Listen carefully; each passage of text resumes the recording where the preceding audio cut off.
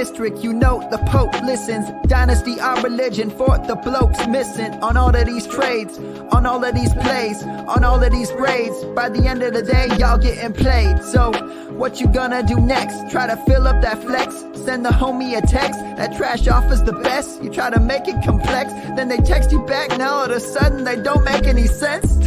Broaden your horizons, boy. Dynasty's not for the Simons, boy. These trades not for consignment, boy. Respect your opponent, y'all some piranhas, boy. This my advice, from me to you. Open up your cute little podcast queue. Search up GOAT District, my dude. Pop it in your ear, man, y'all know what to do. It's the... And I always be traded. And I always be traded. And I always be trading. Y'all try to betray them, but first you gotta bait them. Fish.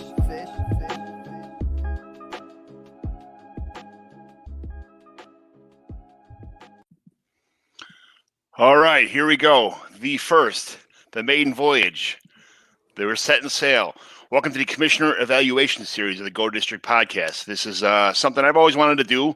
I'm glad I can bring a couple friends on with me. I've been on Kyle's show before, and I've been in Bob's garage, and Kyle's been to my house, and now I can. They're on with me. So let's get this started. You guys want to introduce yourselves and let them know a little bit about where people could find you on Twitter and what's going on in your life? Yeah, I'll go first. I'm on top. All right. At Bob's Three Toad over on the Twitter machine.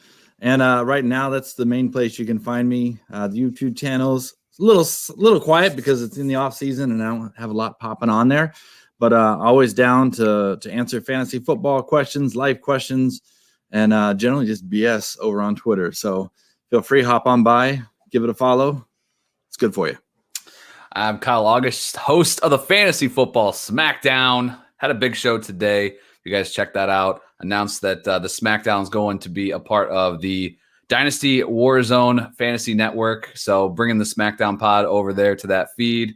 Looking forward to working with Memphis and Jerry and all the guys over there. But you can follow me on Twitter at KyleMonth8. You can follow the podcast at FF Smackdown Pod. And dropping shows every single week through the off season. And I got a new co-host as well, Jake Ripp. At 2021, man, everything's looking up after whatever the hell 2020 was. But thanks for having me on, John. This is fun, man. I'm looking forward to this commish show.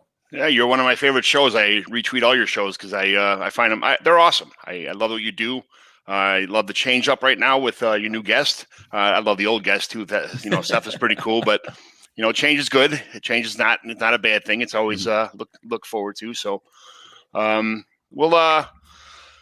John McGlynn. You could find me on the Twitter machine at John McGlynn75, just so everybody can see.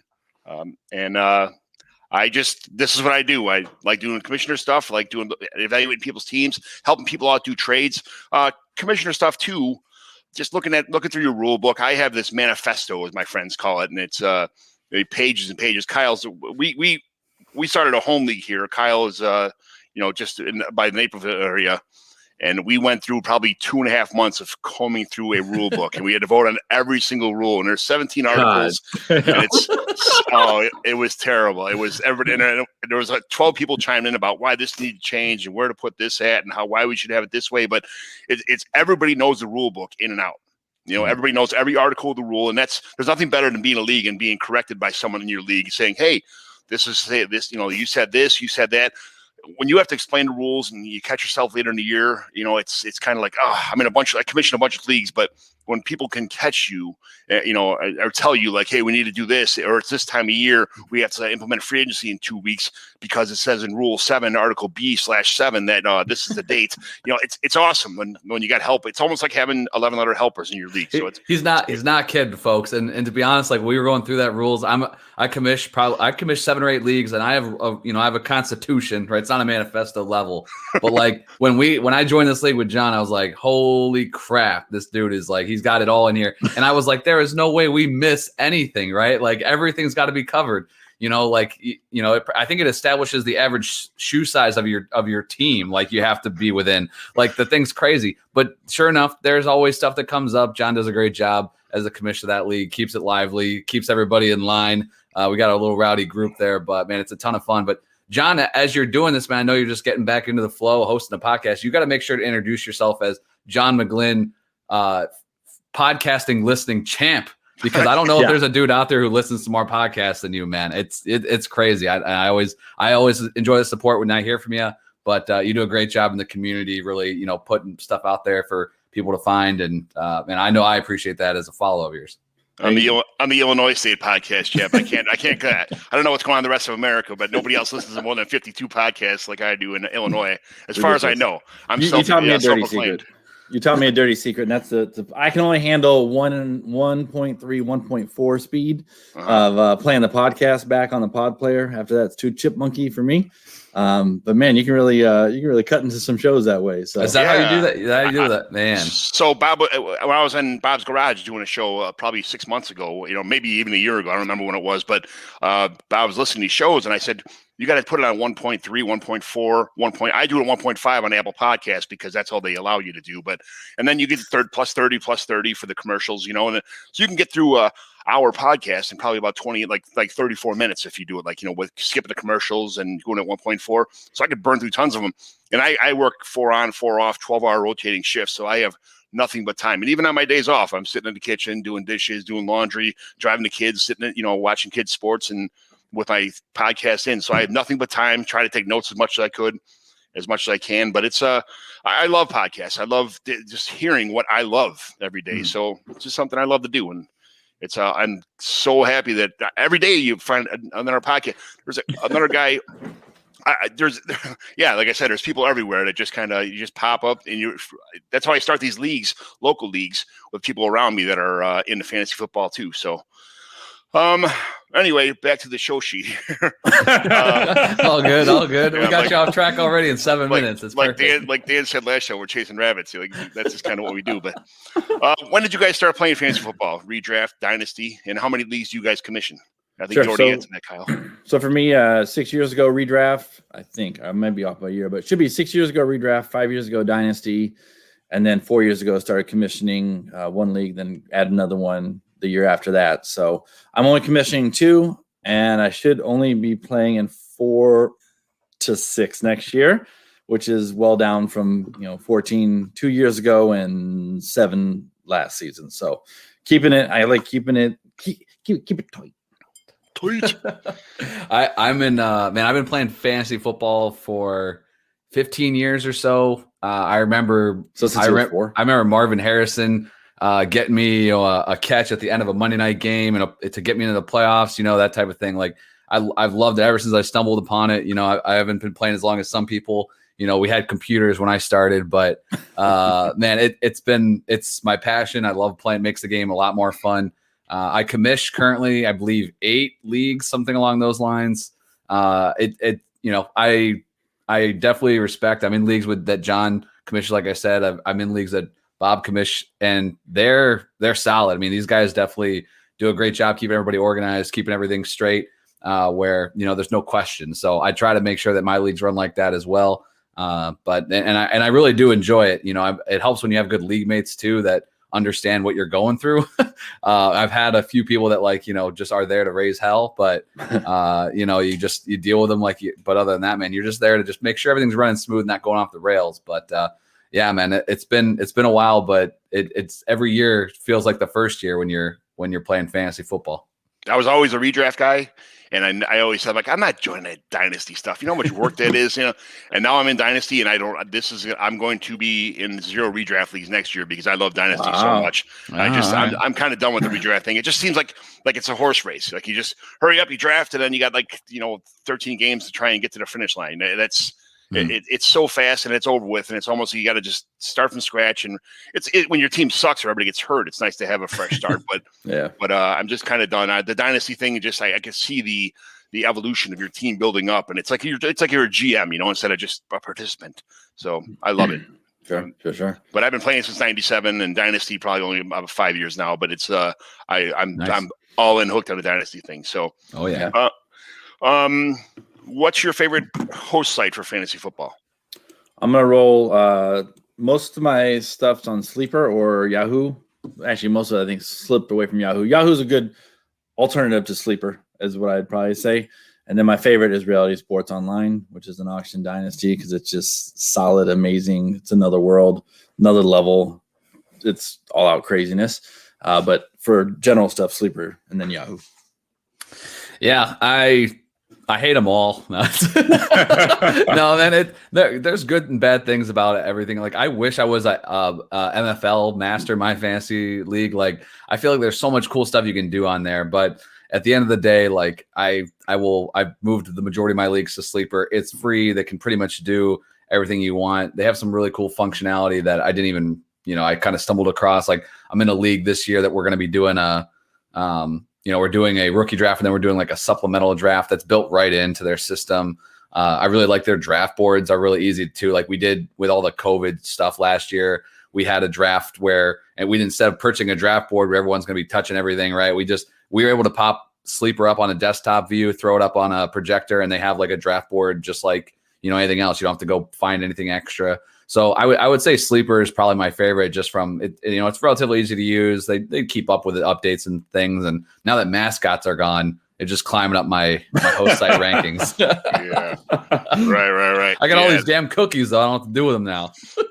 Hey, FFPC is a new site. It's relatively new anyway, and it's got a lot of options.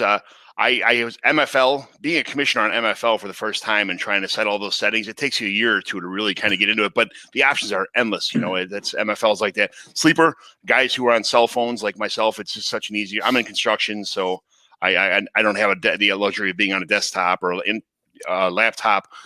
Some people say just go to your Safari and keep it open all the time, and it's easy to navigate through MFL with on your Safari, but it's just sometimes it's just not the same functionality as when you're on a computer. It's so much easier on for people who work in offices. MFL has got to be great in FFPC, but I'm a Sleeper. I'm pretty much got almost everything on Sleeper now, but that's about as far as that goes. What did you guys eat and drink at the Super Bowl this year, and how many squares were you in? I know I had baby back blues. We had tons of barbecue beef over here, macaroni and cheese. All kind of good stuff. The wife made some desserts on the side. Everybody brought something, some beers, and I was in a handful of squares, but I kind of got skunked, so it is what it is. Nice. Kyle, you want to go first this go around? Yeah, I mean, we actually Bob and I, we go way back, so we're usually hanging out for on Sundays from time to time, and for the Super Bowl each year. So we were able to put together a small group this year.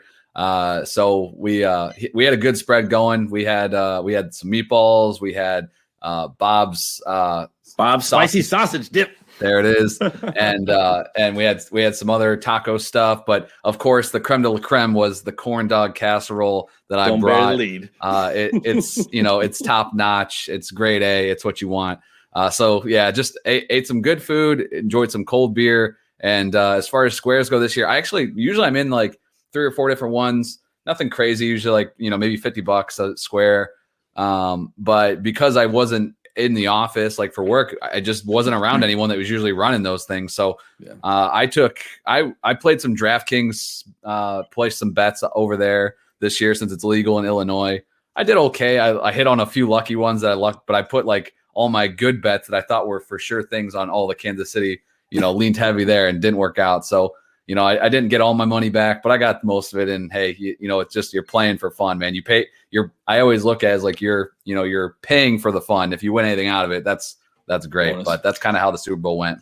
So how many of you guys bet the Kansas City no touchdowns?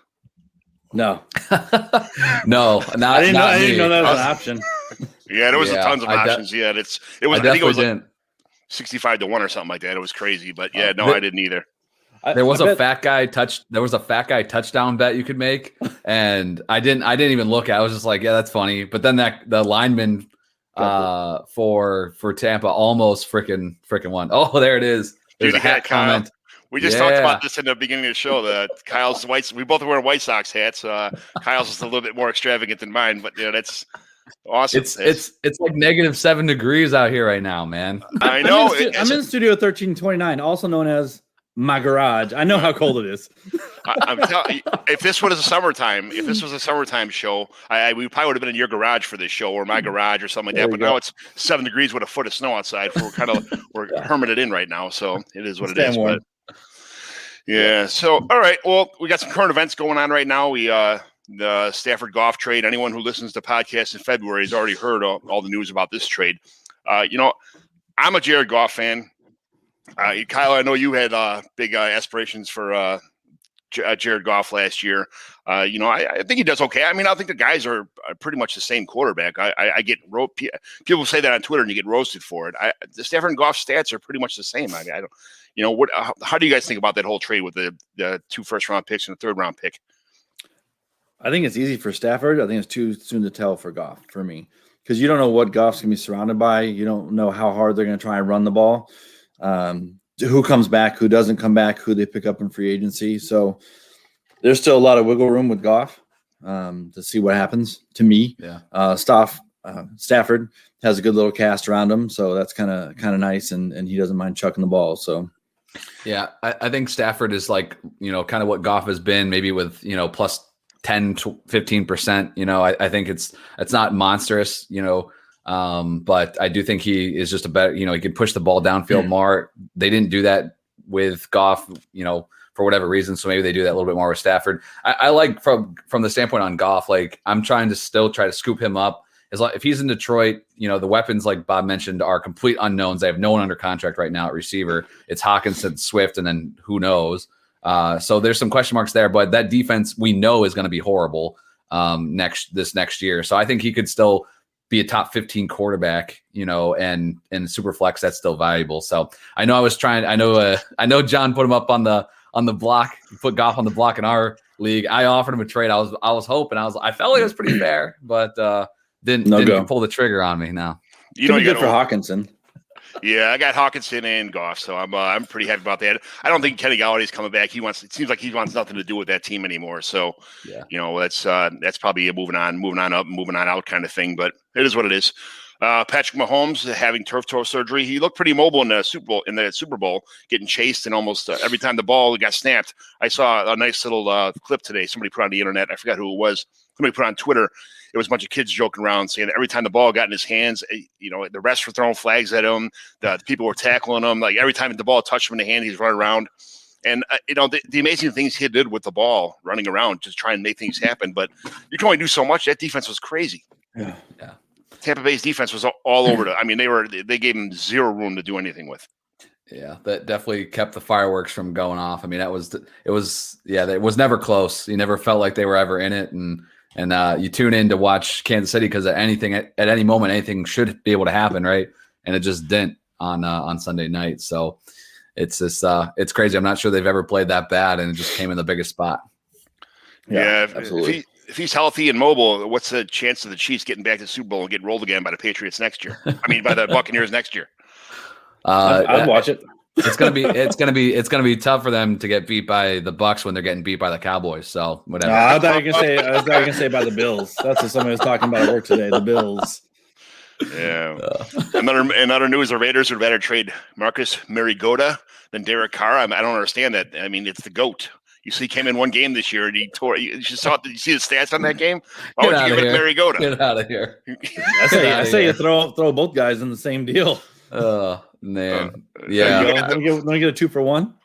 Free up some roster space. He's not Jameis Winston territory, but I still love Mariota. He's pretty good. But big rumor surfaced about Carson Wentz going to the Bears. So far, just rumors.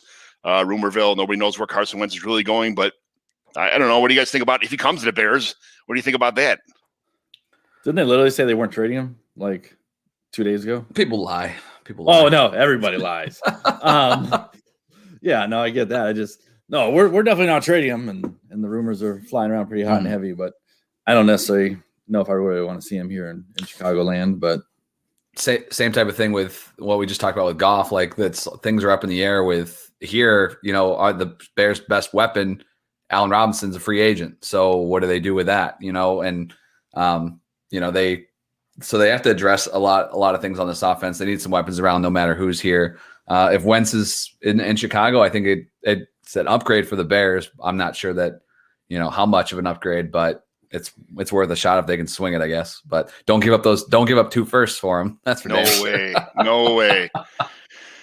Not a chance. I saw Josh Rosen signed a 1-year deal with San Francisco. What does that say about Jimmy GQ, their draft strategy? Could Rosen finally get his shot?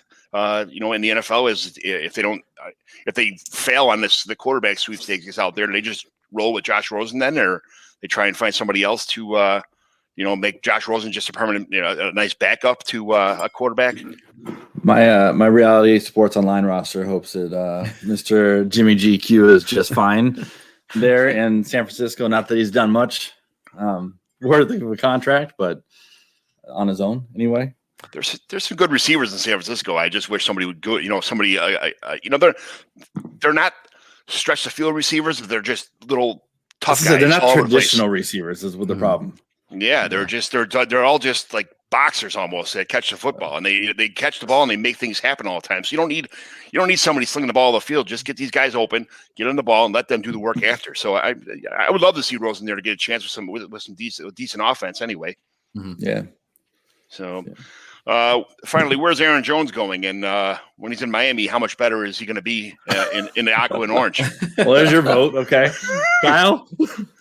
Dude, I don't see Green Bay bringing him back. I mean, they've already they brought in Dylan. I think he's fine. They showed that they don't mind just leaning on a number 2 guy pretty heavy too. So they could probably bring in Jamal Williams, a free agent as well. They could probably bring him in on the cheap or draft another secondary type guy.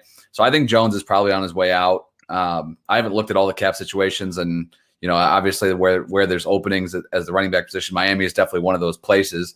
Wherever Jones lands, I hope that he can get closer to that 65 to 70% workload versus sometimes where all of a sudden he's just phased out, for Green Bay. So I hope that he lands somewhere for my own sake that he gets that workload. But yeah, Atlanta maybe. Yeah, that would be pretty solid as well. Atlanta would be awesome. Actually, I think he can do it all. He can catch passes. Like Jones can do everything, and the mileage on him is pretty low. So we'll see. Yeah, that's he's a good running back. There's no doubt about that. I hope he goes to Miami. Just being selfish as a Dolphins fan, we got Mike Jernigan chiming in saying Kyle's rocking the shit out of that fuzzy ear flap hat. That's So you don't think Gaskin has enough to do the job? You know what? I'm not sure that. I'm not sure what should Miami do. Should they just draft Najee Harris in maybe the late second, third, Travis Etienne, one of the 2 North Carolina backs, Javonte Williams or Michael Carter, or just fill other spots in the roster with Myles Gaskin, Selvin Ahmed, maybe snag Chuba Hubbard or Jamar Jefferson later. I'm okay with just filling the spots on a team and staying what you got for right now, especially if you can get a Jamar Jefferson later in the draft. Be very happy with that situation. Going with receivers and offensive linemen, improve the defense. The Dolphins secondary is awesome. So a couple of defensive linemen, some linebackers especially. One more the receiver. front 7. Yeah. Well, they're probably going to draft Chase or something in the first, in the first. With they're 103 because so I don't know. Do you go after the offensive lineman? Do you go after a wide receiver? I mean, everybody always needs help in the offensive line. You see how big of a deal that is now in the NFL when your quarterback gets hurt. That's the Chiefs. Yeah, ask the Bengals. I think if Miami, man, I think because you guys have two first rounders. You got 2 first, 2 seconds. Pick. Yeah. So I think. You have the riches, right? I think you like Miami is a team that you could spend. If I was them, I would much rather spend that second first rounder or an early second on a running back to add another weapon to that offense. Rookie. I think ideally if you're the Dolphins, you're able to trade out from 3, scoot back just a bit, still get your elite receiver, pick up another second, and then you could definitely spend either that later first or your earlier second on a running back and not feel like you're giving up too much. And I think that's ideal. I think Gaskin showed enough where he should, he is worth, considering, if they don't like this running back class, but I don't know if I'd break the bank for a running back at any level anymore. So, no, I'm also not a big fan of drafting wide receivers early. Wide receivers are a dime a dozen in the NFL. There's no reason to spend number 3 pick on, there's nobody that's that. You can go out and sign a Kelly Golladay in free agency right now and not even use one of these draft picks. Like you said, trade back, get a later first round pick, and then maybe a second, 2 more seconds, or maybe, somebody's 2021 first this year and 2022 first next year to move back 3 or 4 spots. I mean, that if you're already on this building campaign that the Dolphins are on, Why wouldn't you do that? Trade back and a couple more picks, and then just sign some good. You got this. What I think they got like $84 million or something like that in cap space, and most of the team is still signed. I would do that. Yeah, and we have to re-sign Parker for a huge contract. So get that going. I think they owe it. They owe it to the Tua, like to give him some legitimate weapons. Yeah. I think they have. They got to see what they have. And I think when you look at, even like with the Jets, they didn't really help their guy out there at all. Why the hell am I blanking? Yeah, Drink. I think I know. I'm thinking. It was Dwayne Haskins. Like, as much as he brought it upon himself a little bit too, like what did they do to help this man in 2 years? They nothing. They took Terry McLaurin in the third round, and he was great, but that's literally all they did. They committed no other resources to this offense, really. Whether either free agency or draft capital, and I don't think he ever stood a chance. So I think with Tua, you have a better, I think, team overall there. But just give him some weapons, see what he can do. Don't just say, hey, you got to get it done with this, because only the best of the best can really do that. And, they're the best of the best for a reason. Maybe Tua is not a top 5 QB, but if he's top 10, give him some damn help, I'm just kind of nervous because as a Dolphins fan, I watched almost every Dolphins game. So Brian Flores was not afraid to pull him out every time, he was, got a little bit of trouble. I'm not sure as a head coach if I don't want to go into year 2 having to pull my quarterback all the time. I wanted someone who I could trust, and I want someone who trusts me as my quarterback. And Flores is a great coach. I'm so happy he landed in Miami, but he's got to, unfortunately, he can't make decisions on a popularity contest level. He's got to make decisions that are best for the football team. And I would love to see him trade Tua away and a pick or something like that to get a quarterback in there. One of the top quarterbacks, or somebody else around the NFL, just somebody that he knows that he could base his franchise around. But we'll see what happens. Only time will tell. I just want to fall back on this Mike Jernigan. Mike Jernigan, I just want to let you know that you were the first podcast I ever listened to. When I got this job where I'm at now, that's when I had all this time where I found what to do with myself. I started listening to podcasts. Dynasty Warzone, Mike Jernigan. Thanks a lot. You're the guy to turn me on to podcasts. I just want to say thanks a lot for chiming in. All right, I get his ugly mug off the screen. Created a monster. You started a monster. Yes. Thank you very much. So let's see. Our next topic here will be, we got some commissioner questions here. Cool. Are you guys still in waiver wire leagues, or you guys all do fab budgets? And if you are you $100 or $1,000 fab budgets? And what's the most fab you ever traded for a player or a pick? Kyle? Yeah, I'll take. So I for the longest time, waivers obviously was the default, right. Around, the world or whatever, the fantasy world. And so I was always kind of like, I don't know. I like change. I like mixing stuff up, but fab to me, I always was I'd always burn my waiver priority. I never saved it. I was just like, F it, I'm getting my guy. Right. So when fab started coming out and becoming more popular, I was like, but it's the more fair way to do it. So I've moved most of my leagues to fab. I'm pretty sure all of them are now fab. Usually it's $100. I think I might be in a league that I commissioned where I think it was carried over. It was $200. I don't necessarily focus too much on what the budget amount is per se, but I will say the one thing, and just kind of regards to this topic as a whole, is this. I had this setting in most of my leagues, but especially this year with the way that, COVID brought on all this random news, right, is across most of my leagues, we did change it to where waivers ran each day, where there was no first come, first serve, except on Sundays. You got to have it Sunday mornings. But I like that, back in the day when we started our main home league, all of us were just, either not working or just dicking around at work all the time. Right. So you can just pick up players whenever the news broke, and it didn't matter. But now we're all busy. There's maybe one or two guys that have that luxury. So it's good. It's nice, if you're going to do fab, because that's the most fair way to do it. I think daily fab runs is the best way to do it as well. Kind of keeps it the even playing field. But as far as most money I've ever traded in fab, I traded a draft. I don't know if I've traded fab too many times, but this last year I had a team where both my quarterbacks got injured, and including Dak Prescott. And I traded I think my 4th round pick or something and this is a different kind of league. It's like a 8-round rookie draft, but with vets and everything. But I traded the equivalent of a 3rd rounder pretty much for 97 fab dollars because that gave me 101, which was more than anybody else. So I knew I could pick up Andy Dalton and just blow the whole load. And it worked. And then Dalton sucked. And then, the rest is history. So, yeah, man, that's my fun fab story for you. Yeah, I'm a fab fan. $100, $200 is a typical league. Kyle, I think you should still be in one that's 1,000 if you're still in the one with Seahawks Dan and Titan. Yeah, that one's 1,000, but it's a IDP with like a 50-man roster, so you're doing a lot of trades. So the dollar amount doesn't really matter. It's like Texas Hold'em; it doesn't really matter. It just makes smaller deals at the end get a little bit easier. But my biggest thing was also quarterback super flex. I think it was a 14 or 16 league. I think it was that actual league, and I spent like 900 and change of 1,000 to get a quarterback when either my only quarterback went down or my second only in a 14 or 16 team league. You got to do what you got to do. And didn't matter. I still sucked anyway. So that's why they're back quarterbacks. But Fab's definitely the way to go. It's more entertaining.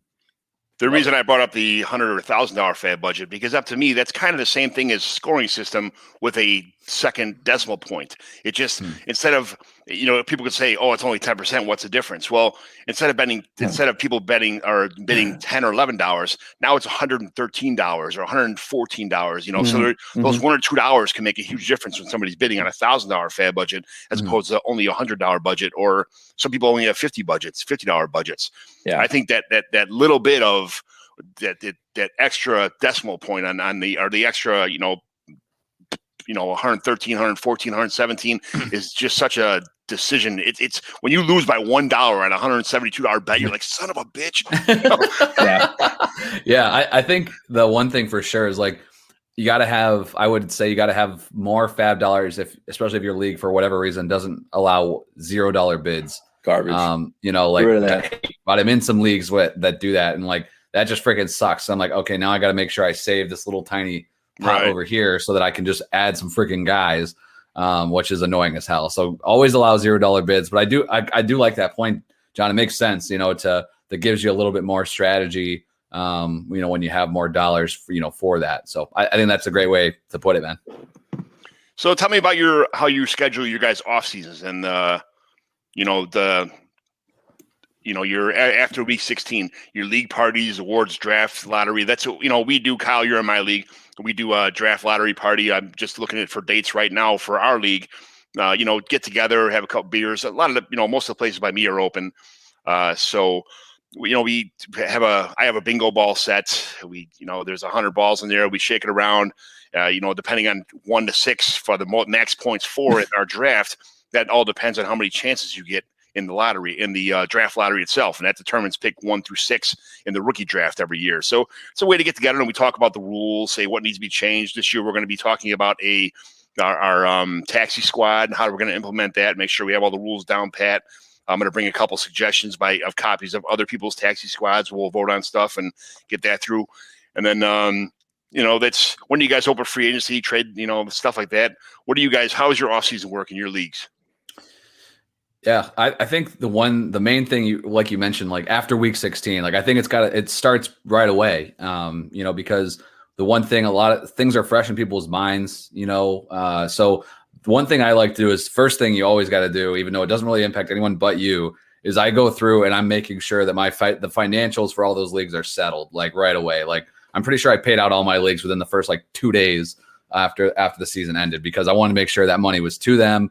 I put myself through the damn ringer because I'll ask like, do you want me to hold this for you for next year or whatever? So that way I'm not having to collect money from you. So I got my spreadsheets going. Yeah, I got my Google Sheets going and it's all in there. Like I think one thing you can do if you're a commissioner, keeping a financials sheet, like a Google sheet that's visible to everybody, it just creates good visibility. Everybody knows where the money's at, that type of thing, especially if you're carrying stuff over. But again, right after, like I mentioned, right after the league year ends, that's the time when everything's fresh in people's mind. Like, what did you not like? What did we trip into this year? That type of thing. And not that you have to make the decision at that exact moment, but one thing that I did across my leagues, and I'll like now the Super Bowl's ended over, I'll throw it out there again to remind everybody, but I just threw out, you can go on, Google as a form that you can fill out or create people. And I just created a Google Doc where people could throw things in there, and it was like a little suggestion box. And that way I didn't have to remember, I didn't have to jot it down or keep track of it.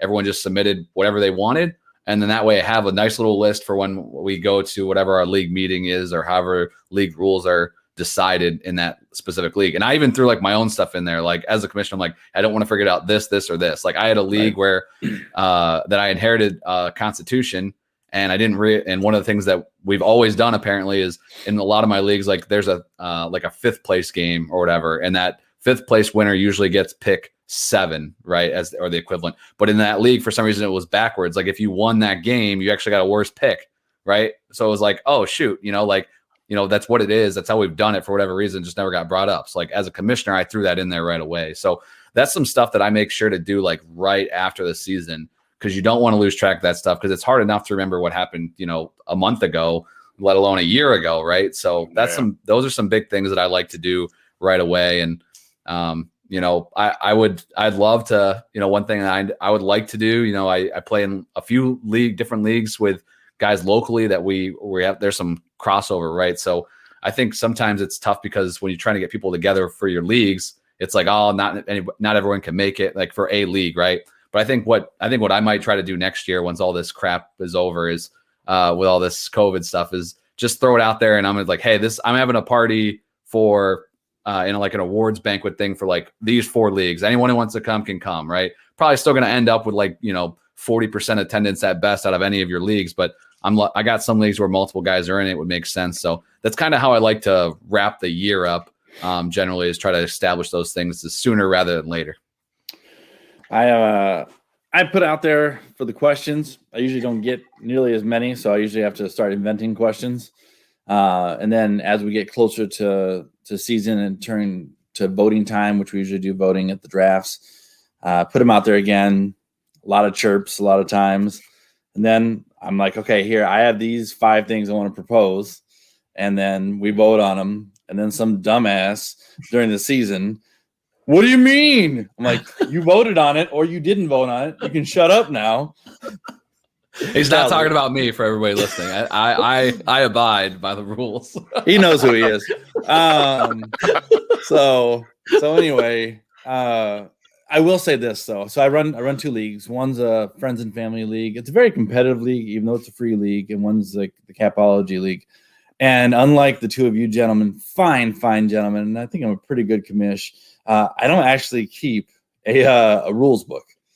The Friends and Family League is a pretty basic league. There's no money involved. It's very competitive.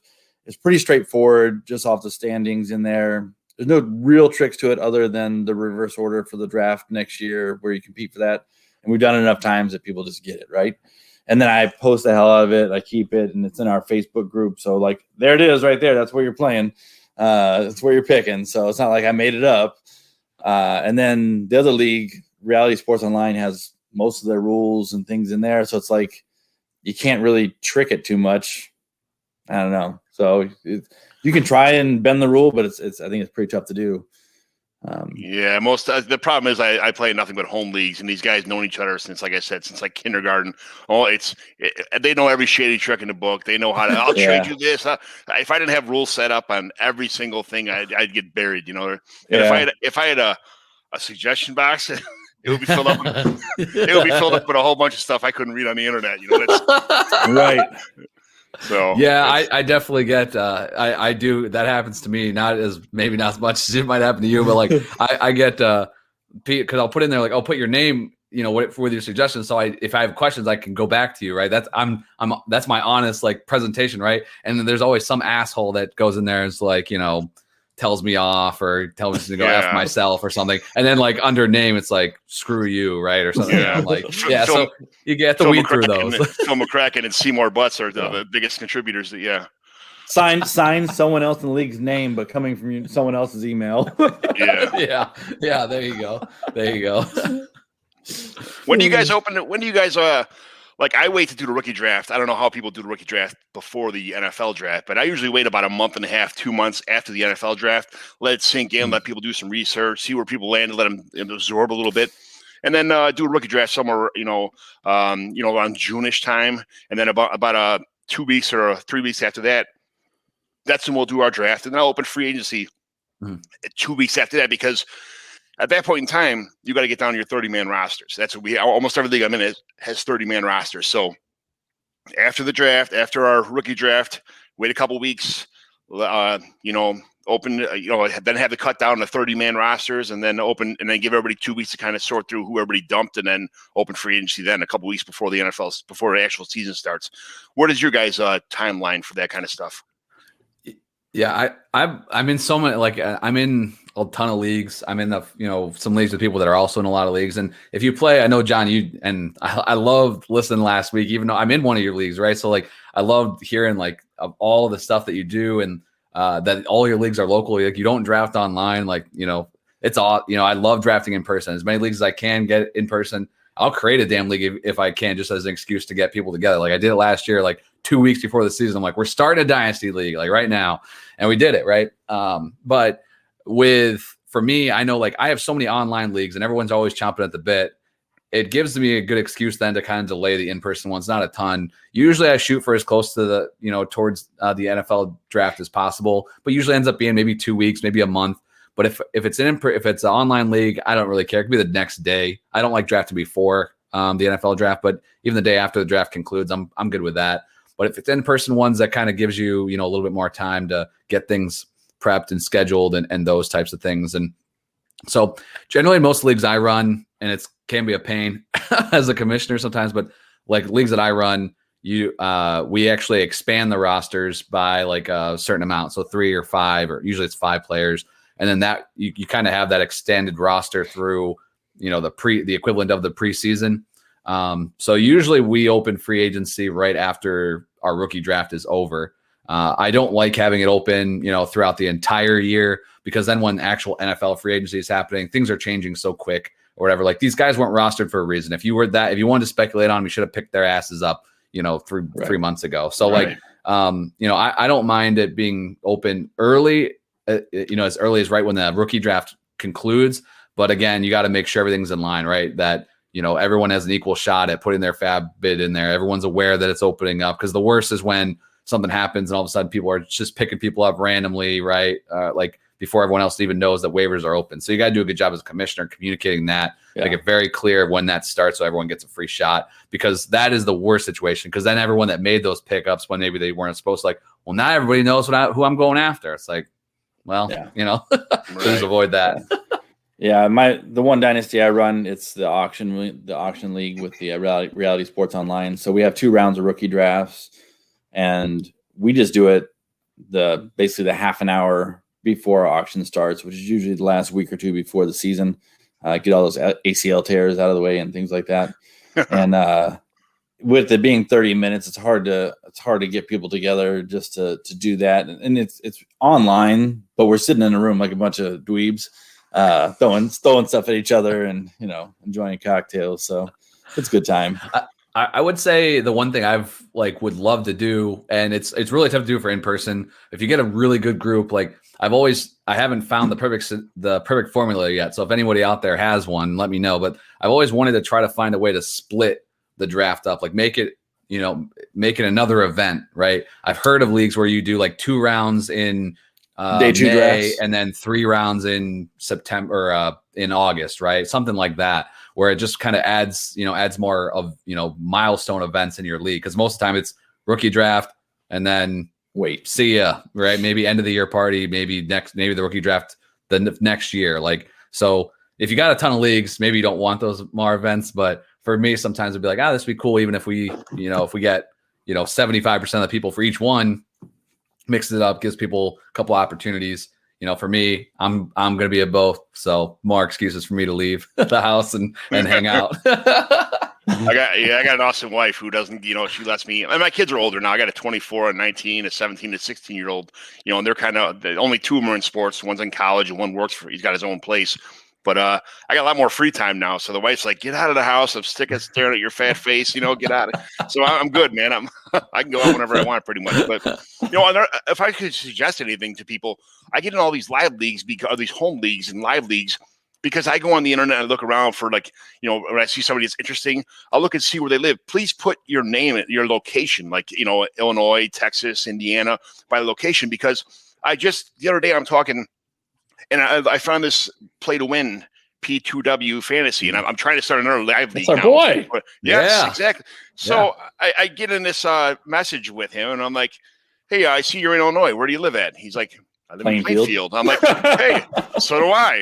He's like, the guy lives a subdivision over from me, and I would never find him if he didn't have Illinois on his Twitter profile page. So that's funny. Here we go. Me and this PTW, we're play to win. We're totally looking into starting being part of the new league anyway, that I'm going to start for this upcoming year. It'll be my next live dynasty league too. Something else that I can commission and run and, waste a lot of time of my life running fantasy football leagues. But I like doing it. I found this guy, just like I said, just put your location. That way you can, when you're online, you're like, holy cow, this guy's in Texas. Where's he at? Oh, he's right in Austin, right next to me. Mm-hmm. You can start your own live league by just little stuff like that. If people want to join live league, that's the way to do it. So we know your creeping Craigslist. So in search of man in search swiping of right, fantasy. swiping left. I'll take this guy on my fantasy team. Man in search of fantasy. Yeah. How do you guys deal with inactive owners? Guys don't respond to trades, or they're in way too many leagues, and so yours doesn't really seem the priority to them, or how do you guys handle that kind of stuff? So I'm gonna reach out. I'm gonna reach out to him kindly on the side, a little message. I'm a big fan of having one messaging system, but sometimes you have a Seth in your league that doesn't partake in that kind of messaging system or something like that, so you have to reach out to him a different way. So I'm gonna reach out to him, hopefully get him back in gear there, right? If that doesn't work, after long enough, we got to move on to public shame, because at the same time, if they're not even watching it, then it's even more fun, but less fun. I don't know which one it is. It's like we're picking on him, but he's not there to listen to it. Or in the case of one league, it was a she, not a he. But and then encourage them to get off the pot, to crap or get off the pot, right? Make it happen, and then eventually it's just nana. A lot of times they leave themselves, though.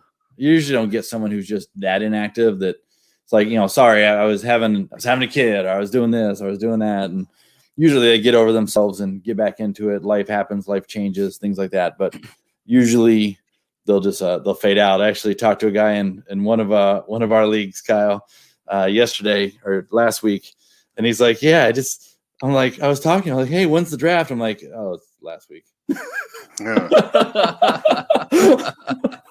Thanks for asking, though. Yeah.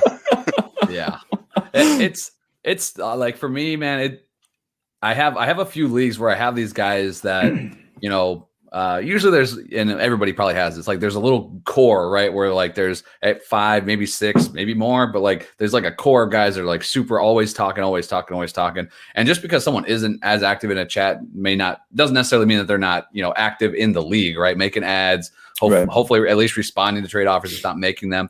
And I have a few leagues where like there's guys that like they're not our, even local, right? They're not like our they're not really like in our close friend group, but they're good dudes. I met them through somebody else. Like they're always, they attend the drafts, that type of thing.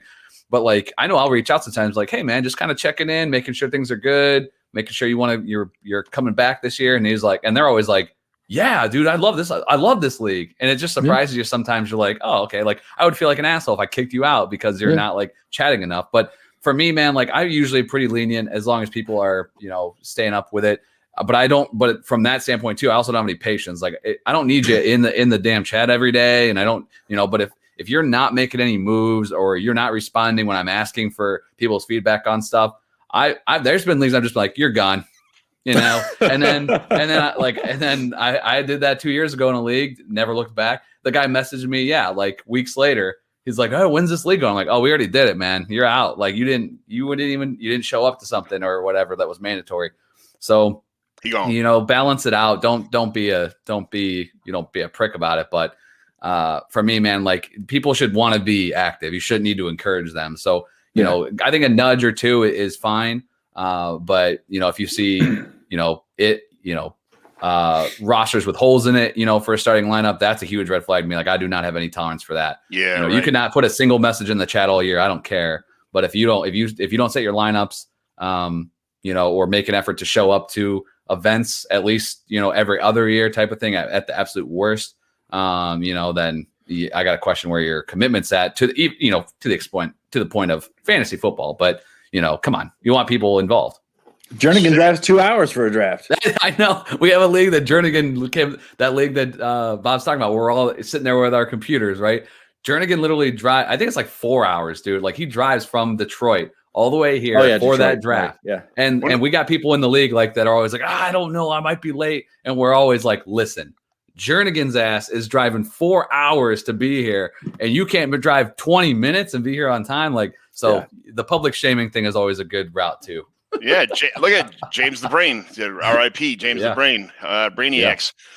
He came from Whitewater, Wisconsin, all the way to Plainfield, Illinois for a draft every year. He was always here. Usually, like you said, the first one there with a drink in his hand. Hey, what's going on, guys? Nice seeing you again. It was awesome having those guys. Of course, the guy who lives right around the block is always a half hour late, like you said. That's right. It's just funny how that works. I guess that's why when you're at work, the boss always sends you to the farthest location to work at because he knows you're gonna be on time. There you go. We have one guy who's habitually late. We call it his last name time because he's always late.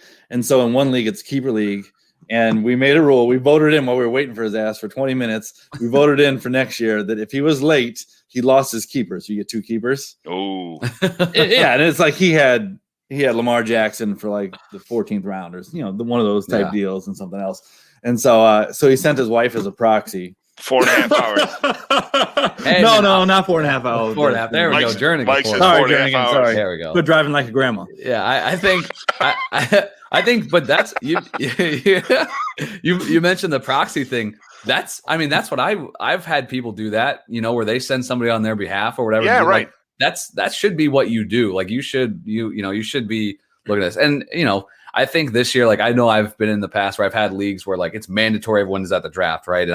And we've voted people out of the league for not showing up. Right. But this year, like, we with everything, we had to be more flexible with all the COVID stuff and everything. And, at the end of it, like, you don't want to lose good owners over something, pity. So just be smart about it. But at the same time, like, your job as a commissioner is to make sure everyone's having a good time. So that also means that, people can get a hold of everybody, right? Or get trade requests answered in a reasonable amount of time, that type of thing. Could you imagine like not having any in-person drafts and never had to deal with any of these problems? No, dude, no way, man. I love getting together and everything. That's where it's at. So you got to do it. Matt roster baiting afterwards, staring at the rosters. Everyone's got their little traditions and everything, of course. And no matter what draft it is, everybody always stands around the board at the end, like, look at this team and good pick here, and screw you for taking that guy. Like you don't have that, on your slow drafts, online drafts, all that stuff. If you are a commish that does draft boards still, keep them. So I've got the one league, it's 4 years deep, and so I have all 4. So next year I'll have all 5 rosters. You can see the teams changing throughout the years. It's kind of fun. So there's a handful. That's redraft more than Yeah, there's a couple companies now that are actually making their draft boards. Most of them are standard, like anywhere from 16 to 19 to 20, and the biggest one you could buy usually on most internets now is 25 rounds. But there's people who are making them 30 and 40, and you can ask for they make them IDP for even 50 round live draft boards. So they're out there. You just have to kind of dig and find them. And, it's most people deliver Amazon or UPS or, whatever. Right. The people that are at my house every day for my wife's ordering a million things on the internet. That's why she sends you away. Go away. Yeah, go away. Amazon truck's 5 minutes, 5 stops away. Go. Yeah, it's on my phone. I'm tracking these on the next block. Go out and have fun. Go to the bar. So, another part of this podcast that I want to do is every week I want to take somebody else's team and throw it up here and give somebody an idea of what they can do to improve their team, what they can do to improve their roster. These are all going to be dynasty oriented, and then we'll go over the rules on what goes on, super flex or tight end premium or, things like that, starting lineups, how many guys you can have in your starting lineups, how many guys on your bench. So, and, we'll talk about draft picks and how many picks you got. And I never keep draft picks because I hate them. So this week we can roast me because last week we did my buddy's roster, Sean, or 2 weeks ago. This week we're going to do one of my rosters. It's a brand new dynasty league. This is how I start leagues up. I want a couple friends in here to kind of say, "Oh, look at this guy! What an idiot! What did he do wrong?" Or what? I want to be able to be roasted a little bit, but give me some props if I did some stuff right. So we'll kind of go over a team here and see what we got going on. So bye, Jernigan. So is this a startup for this year, or was it was last year into this year? What's the deal? Yeah, this was last year was the startup. This will be our first rookie draft coming up right now this year. If you got it, Bob, I think this is your screen. You it's my screen. Scroll down. I'm in the driver's seat. Look at you. You're the boss. There's no draft picks on this screen, but you told me how you went all in already with your draft. Yeah, there's a fourth. It's the only thing they have left now is a 2021 fourth. It's like 403, 2021 fifth, which I got, I trade away draft picks, but even at pick number 60 last year, I got Preston Williams from Miami with pick number 60 in last year's rookie draft. So, you never, there's diamonds in the rough out there that people don't, they're like, pick 5. What am I going to do with this? I'm traded for a ham sandwich, but there's always, you can always find something out there for, in anywhere in the draft. And it's all about luck. And if you have a taxi squad, it's even more important because most taxi squads, you can keep guys for 2 years before you activate them to your roster. And you never know what's going to happen, what opportunities guys can have in a 2-year span. So acquire draft picks if you can. I hate waiting. I'm a win now guy all the time. And I always want to win now. So I'll trade everything away. Whatever, it is what it is. Well, so, if you have a ham sandwich, you got to put pastrami on it. That's for sure. Mayonnaise or mustard. All right. So what do you want from us on this team? What we got now is we got it's super flex, obviously. So I'm starting Baker Mayfield and Ryan Tannehill as my quarterbacks. Nice. My running backs, Nick Chubb and DeAndre Swift. And then I got I'm pretty stacked at wide receivers. I got Justin Jefferson, CeeDee Lamb, AJ Brown, Chris Godwin, and DJ Moore. And I got TJ Hockenson as my tight end. So my starting lineup's pretty solid. They're young. My average age in this team was like 23 years old. But I got some guys. I found the guy throwing that off. Mike Glennon. Mike Glennon, yeah. So Mike Glennon, I got Jared Goff, Josh Rosen, Sam Darnold. You never know where these guys are going to be. We talked about Josh Rosen earlier in this segment about the 49ers possibly getting Sam Darnold. They're talking about trading him somewhere too, could possibly have a starting job. These are guys that I love. Guys who are drafted high, a great draft capital. They're always going to be valuable for, until they're not.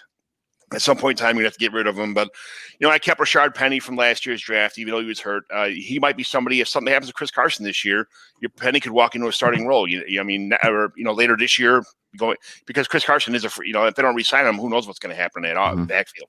Zach Moss, I traded for Zach Moss in every league, and I hope he – something happens. Everybody hates Twitter hates Zach Moss, but I love him. I'm going to send him a letter or something. I'm a Singletary guy, so Zach Moss can piss off. Continue. I got Antonio Gibson's my backup running back too. I mean, he's that's a nice ace in the hole to have as a backup running back. My backup tight end's Robert Tonyan, which I think he blew his load last year. We'll see what happens. That's a lot of touchdowns for a tight end. We'll see. And it was a lot of touchdowns. That's why he blew his load. Yes. Well, Sternberger's there too, and they like him a lot. Is this tight end premium, John? It is. It's 1.75 tight end premium. So that's nice. Tanya doesn't have a million catches, but he's got a lot of touchdowns. So I got Kiki QT, Cortland Sutton. I'm trying to trade away in a bunch of leagues right now, but nobody wants him. I'm fine holding the guy. That's fine. Then I got like Richie James and Kill Harry, which I think if they get a good quarterback in New England, he could be somebody.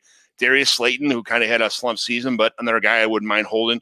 Jalen Reagor, Denzel Mims, Brian Edwards, David Njoku, Ian Thomas, which he's probably going to be shit canned when the season starts again. But Dawson Knox, Donald Parham, a little under the radar guy. Who knows what's going to happen this year in LA with Hunter Henry if he's going to be gone. It could be.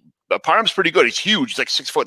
He's like 7'11". I mean, he's humongous. But he's a crossover from that last year's. What was that XFL team or whatever it was?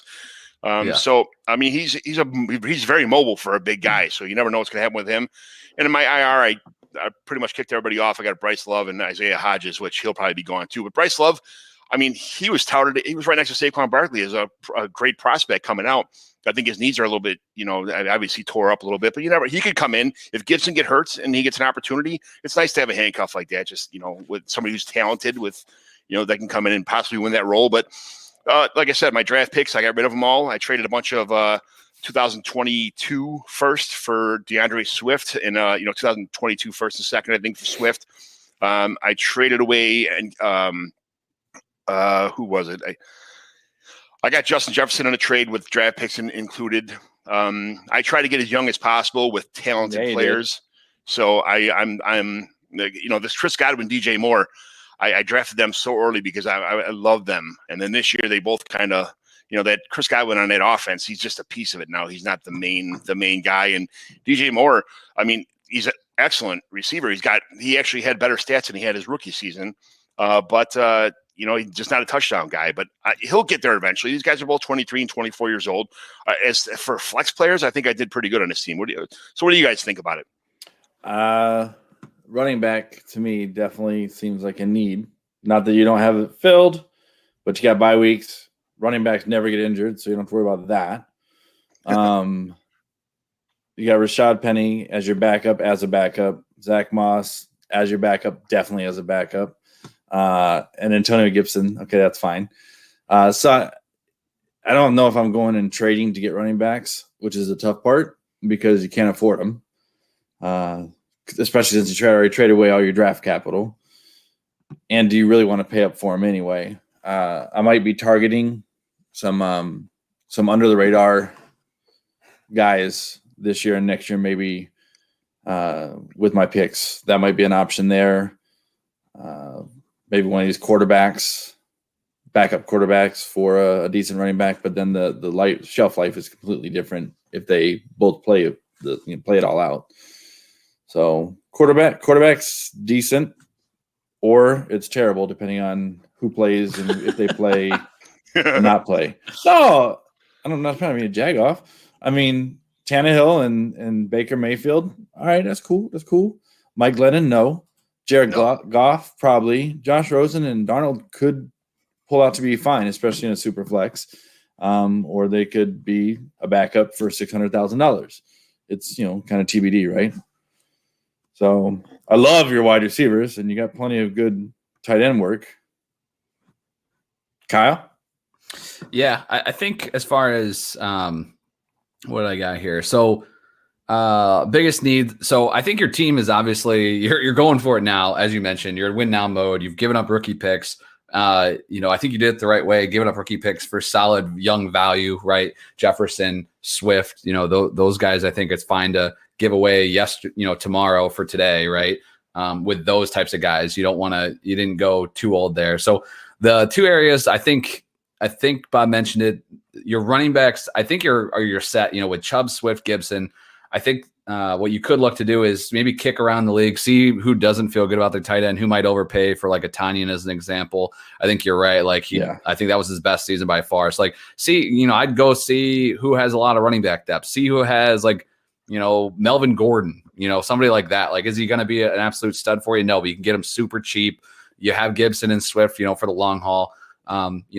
But without any rookie picks, you're going to have to, probably use some more roster spots on young running backs because, I think, maybe 2 years from now in that 2022 season, you're again not going to have any incoming real rookies, unless you make moves for picks. So you may want to stack that up a little bit more. But I think the biggest thing for me is your quarterbacks are solid, but the rest of your team is so damn good. There's no reason, I think, to not consolidate that a little, some of your surplus at wide receiver and package it with one of these quarterbacks to go get a more elite guy. Right. I don't want to give up too much where, to pay the price for like a Murray or a Mahomes or something like that. You could, but I put together a few trade options here. I don't know if we want to get to it in a few minutes, but I think for me, it's look to see where you can maybe shave a little bit of your depth cheaply to get some running back depth in exchange, and then maybe combo a few of these guys together to go add to get a more elite quarterback. Because I think then you're running the table. Yeah, I know that I like Baker Mayfield's future. I like him on this team. I do like Ryan Tannehill. I mean, he's already 32, and they don't throw the ball very much. He's very efficient. He can run the ball. He was a receiver in college all the way till the middle of his junior year. He can run the ball well. He's a very accurate quarterback. He doesn't throw that many interceptions. I like these guys. And there's only about 4 or 5 like top tier go at like young stud quarterbacks to go after, and they're so expensive. It's like there's at the quarterback number 7, the quarterback 19 are pretty much going to score almost the same amount of points in my mind. So I'm okay with just dinking and dunking on these Jared Goffs, and if I would love to have Patrick Mahomes or I don't know. Wouldn't we all? Yeah, right. I'm trying like the devil to try and get Deshaun Watson, and before he lands somewhere and becomes untouchable. If they trade him at all, but if he goes to a good team, you're not touching him for anything. It is what it is. But I don't want to give up. Who would you like? Well, that's the other part about these trades. So let's say you do want to get rid of Tanyan. So right now you're going to try and probably move him early because you want to sell him on the hype, right? Yeah. Or let's say you want Jared Goff. You're like, okay, I got the other 2. I can get rid of Goff to try and get this upgrade. To me, he's one that you probably want to wait to see what weapons he gets so you can sell off the weapons he gets. So it's like your market is kind of going to sway. I sent Goff and Tanyan today for Joe Mixon, and I got denied. That's kind of I figured somebody would see that Mixon's got foot problems, and they might have done me a favor, but no. Yeah, he might have. It's right. The best trade. Sometimes the best trades are the ones that don't happen. It's it is. I threw a few trades in the DLF trade calculator to try to get an idea. I don't know if you want me to. We can please throw them out there. So. And they were all pretty much along the lines of maybe trying to secure the quarterback situation a little bit more. Unfortunately, I didn't throw any running back ones in here, but as far as some package deals, so Baker and Tannehill are pretty even right now, and you're looking at the DLF trade calculator anyway, so you can kind of interchange those guys, whatever one you would rather move. But the ones that were close that maybe you got to tack on, throw Tanyan in there or throw Penny in there, like to push it over. You don't have any draft picks to add, but maybe you get a third back or something like that. But so it was Baker or Tannehill, Baker Mayfield or Ryan Tannehill and DJ Moore were pretty close the calculator to get Herbert, to get Justin Herbert or Lamar Jackson. Yeah, I'm not a big Lamar Jackson fan. I'm not sure what's going to happen with that. I would definitely go after Herbert. Mm-hmm. Ray GQ said something a couple weeks ago, and about getting a number 1 receiver there, and I get it. I understand the guy he's not a receiver, but he only threw for 2,800 yards. It's not like he's a runner. He runs the ball. Yeah. He doesn't dump it down. He waits till guys are wide open and throws the ball. Is a number 1 receiver going to go there and make a difference, or is it just the quarterback is the problem? I'm not sure that really good. And we talked about the possible receivers that would look good at the Allen Robinsons and big guys that would just catch the ball if he gets into trouble, but I'm not sure that. A Tiger can change his stripes in that situation. He's a mobile quarterback. That's what he is. He doesn't throw that much, and he waits till guys are wide open, running around to get open to to make that happen. You need a bunch of speedy, like a Keenan Allen would be really good on that team. I think someone goes back and forth, stays open. Not the fastest guy in the world, but somebody who gets open, gets wide open. Great receivers. Yeah. The other 2 that I had in here were again Baker or Tannehill, and then Cortland Sutton for Russell Wilson. You quit trying to give away Cortland Sutton. That's what I would like. I would prefer to do that. I think that would. Say that trade again.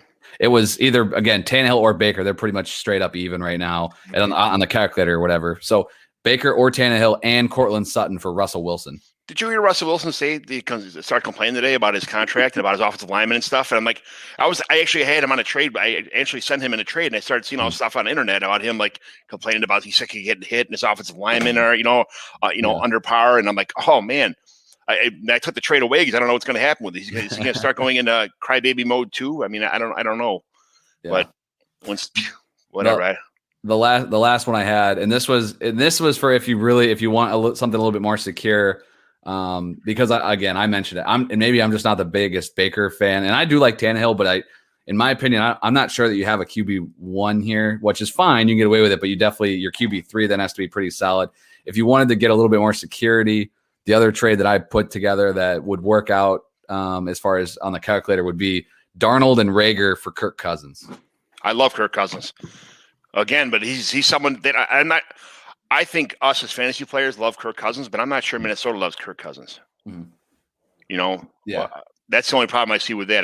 They always MFing the guy and bad mouthing the guy, and I don't get it. Guys can only do so much as quarterbacks. They play with the hand they're dealt, and I love Kirk Cousins, but how long is he going to be around for? How long is he going to be in? And I guess Do you think even if he did leave Minnesota, he'd be would he be a factor in the NFL for the next 5, 7, 10 years? Like, what are you thinking about? I understand you should only have a 3-year vision in fantasy football, but quarterback, I think you're gonna have a little more leeway, about 3, maybe a 4 or 5 year window, as opposed to a running back or an older wide receiver. Where do you think Kirk Cousins could last long in the league, no matter where he goes? I think you're looking, like, when I looked, I think today I looked, he's 32. I think I would want to add him to a team like this, where I know my window is right now. I'm not really worried about what if he's not on my roster in 3 years. At that point, I might be having to rebuild slightly, or I would like to have him on a team like this, because I know that he's going to be solid for the next 2 to 3 years, probably, even if he lands somewhere else.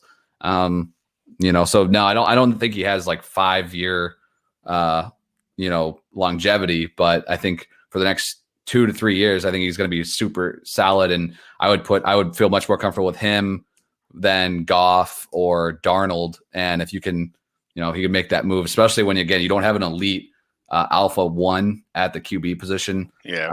That's something I would do. And think about this. I mean, you get Cousins on this team. I know JD would love this. You get Cousins and Tannehill, right? With Jefferson and AJ Brown stacking. Now you're stacking, baby. I love stacks. Stack attack. Yes. I just bought you another episode on this Go District. What to do to stack? Yes. Absolutely. So those are keep, trade, cut guys is something I like to talk about. Like, which guys do you keep, trade, cut? I think this team is pretty young. We talked about who we want to trade I'm sorry, and then obviously the cut guys. There's a handful of guys you could obviously see the cuts. The Mike Lennon's, he's going to be gone if I need a roster spot. The guys on my Isaiah Hodgkins will be definitely a guy gone. I want to keep guys like Palm around. And then I don't really see too many other guys like Richie James. I like Richie James, but I think he's going to be a roster. If I can get a good rookie, a 22-year-old, maybe speedster, or similar guys later in the draft, running backs that fall, maybe, those are some of the guys I like to take. Take that receiver and package him with that 4th or 5th round pick you have. Yeah. And move up to something better. Where you're making, because you probably have to make room anyway for your incoming. Well, you only have 2 rookies to make room. I'll never cut a guy. I'll always send the league hates me for it, but I'll send. Everybody knows that I'm dropping a guy, so that they're on my tricks. But I'll send. You never know. I'll send a guy and a pick, to move. Like you're saying, to move up somewhere. But it would take me until I absolutely zero had no choice on waiver wire to actually drop a guy. But I always send him up, because my saying on that is, one man's garbage is another man's gold. You never know how somebody values somebody else. I'll give somebody the option anyway to try and deny it, or just say, hey, go pound sand again for the 4th time this week. I'm telling you no. But that whatever, it is what it is. Yeah. I hear you. Yeah, bye Ian Thomas too. Sorry. Yeah, I was just looking at Ian Thomas on the screen. I'm like, well, you already said you're cutting that guy, so yeah. Man, I had such high ambition for Ian Thomas. I don't know what happened to him. I was with you, man. He was Greg Olsen part 2, and it just never happens. But I think the good thing about this team, John, overall, is like the fact that we're throwing out the obvious names that you're going to cut, but like I think you still have some really good depth. Like that little trio of rookie wide receivers with Rager, Mims, and Edwards. Like, they didn't hit this year, but I think there's a chance that one of them as at least can turn into a low end 2, maybe 3 wide receiver 3 option. And that just adds to a position that you're already stacked at, right? Like, I think like somebody like Darius Slayton, like if anyone believes in him, you might as well just get him off your roster. Like, he's never going to start, never going to play. The guy was frustrating as hell last year to own. Same thing, with now that Portland was out. Yeah. I copied your N'Keal Harry. Like, I have him stacked on a few, and what are you going to get for him now? Maybe a 3rd. But like, he's a hole. If you could, those types of guys, like, if you get the opportunity, if that's what you got to do to push a trade over the top to get it done, I think this is a team where you can definitely do that. And if it's like, okay, I gave a little too much per, just on its face, when you compare what your team is, you can afford to do that, Yeah, a question I'm going to be asking, is this a rebuild, remodel, or a Playboy Mansion? Playboy Mansion mean it's full of little fuzzy bunny tails all over the place and handsome guys walking around. Is this like the dream team, or is this a rebuild? Or I think I'm in the remodel mode somewhere where I just need to patch a couple walls, fix the hole in the roof, or put a new paint job on the garage door or something. I think I'm in that situation where I'm looking pretty good, especially with the youth of this team. So what do you guys think about that? Yeah, it's definitely a young team, which is a great thing in a dynasty league, right? Especially when it's so young and stacked at wide receivers. And maybe this year isn't a championship year. You just can't get enough to get there. But if you have enough of these wide receivers show their stuff, you got some good trade material to try and get that upgraded quarterback that maybe you need for next year, or get that running back action. But it's definitely a nice looking team. Yeah, I think you're I think you're right there. You should be a contender. This is a solid, a solid remodel that you're obviously towards the end of, right? You're just right. You're at this point. I think you're picking out the doorknobs and the hardware on your cabinets. This stuff is, you have it done here. I just think you use that one little piece, and that's, for me, that's the QB1. Like, what can you do to go really, push yourself over where you're like, okay, this team is going to be in the championship. I think you're a playoff team right now for sure. And the best part is it's not just this year. Like when you look at Swift, Gibson, Jefferson, Lamb, AJ Brown, Hawk, there you go, like foundation without even doing anything. Right. Right. And we didn't even mention, some of the other guys, Godwin, Moore, and Sutton. Like I would be fine if those were my 3 starting receivers and then they're your secondary trio. So I think it's solid. I missed the playoffs by 8 points. Our playoffs, we have 4 divisions, like everything. So the 4 division winners get a spot in the playoffs, and then the last 2 spots are the points for, not max points for, but points for. So our points for, I lost by 8 points to miss a playoff spot. But here I'm thinking, okay, whoever loses, then you have the toilet bowl. Whoever wins the toilet bowl, the prize for that is pick 113. So I'm like, yes, all right, cool. I just missed the playoffs by 8 points. I'll go for pick 113. And guess what? I lost in the second round of the playoffs. I'm like, you got to be kidding me. How does somebody score 264 points who hasn't scored 200 points all season? So you pick 112, because rookie drafts they're not serpentine. It's 1 to 12, 1 to 12. So I give the bonus first rounder. The bonus, you get pick 113. So it's 2-1. Okay. Between the 112 and 201, it's a 112.5, I guess you want to call it, or we call it 113. So that's the prize for winning the toilet bowl. That way it keeps everybody interested. Yeah. And again, Kyle, you talked earlier about how we had to switch things around because I learned from our league that when we set the rules up, that we did the same thing with the 6 and 7 pick or the 7 and 8 pick when that makes the last place game in the 2 losers of the first round play each other for pick 7 and 8, and the winner of that game gets actually pick 7. The loser gets pick 8. So that's and then the last 4 games are all for the money. So it doesn't mean wherever you finish first, second, third, and fourth place. First, second, and third usually win pot money. Pick 4, just too bad, man. You're SOL. Right? Yeah. You get that one extra spot there. Pick 9, I guess I should say. Pick 9 is the one that gets SOL. But yeah. You know what, guys? That's pretty much it. This was great. It's my first show, our first time. Thanks you guys for joining me. And I had a lot of fun. This is kind of the whole thing I'm doing this is what I want to do. Everybody's got their thing with Debbie guys, or they like to write articles. Or they like to, do super deep, research and, spend weeks writing an article. Me, I just like to talk and have with some great fantasy football minds, people who love to do this kind of stuff, talk about trades, talk about commissioner stuff. So, guys who were commissioning leagues and have experience. And, thanks for joining me. Again, you want to tell everybody where they could find you and, what you do? I can be found on Twitter at Bobs3Toad. Twitter at Bobs, the number 3 Toad. Told you so. You can follow me on Twitter at KyleMonth8 and check out the SmackDown feed at FF SmackDown Pod.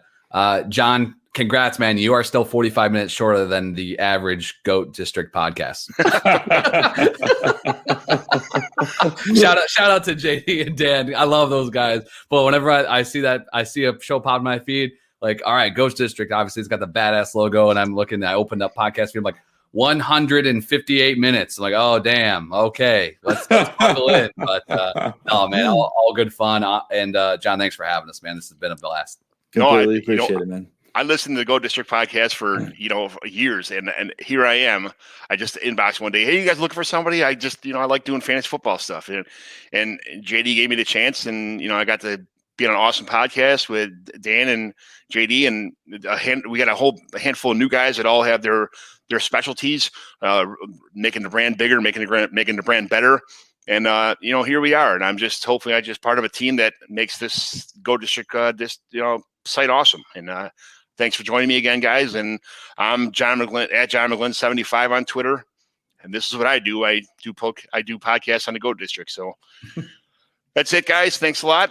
Thanks for coming in, and we'll see you next time. And I'm going to try and pump these out probably every 2 weeks. So we got a lot of time in the off season. When you see them come across your feed, don't be afraid to listen. Don't be afraid to chime in or ask questions or send me your team on my slide into my DMs. I like doing hot guy stuff, like opening DMs for fantasy football teams.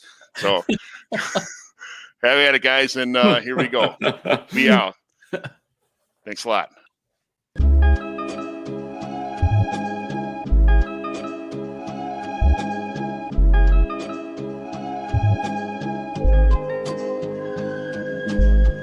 Go District, the Pope listens. Dynasty, our religion, for the blokes missing. On all of these trades, on all of these plays, on all of these grades. By the end of the day, y'all getting played. So, what you gonna do next? Try to fill up that flex? Send the homie a text? That trash offers the best? You try to make it complex, then they text you back. Now all of a sudden, they don't make any sense. Broaden your horizons, boy. Dynasty's not for the Simons, boy. These trades not for consignment, boy. Respect your opponent, y'all some piranhas, boy. This my advice from me to you. Open up your cute little podcast queue. Search up GOAT District, my dude. Pop it in your ear, man. Y'all know what to do. It's the... And I always be traded. And I always be traded. And I always be trading. Y'all try to betray them, but first you gotta bait them. Fish.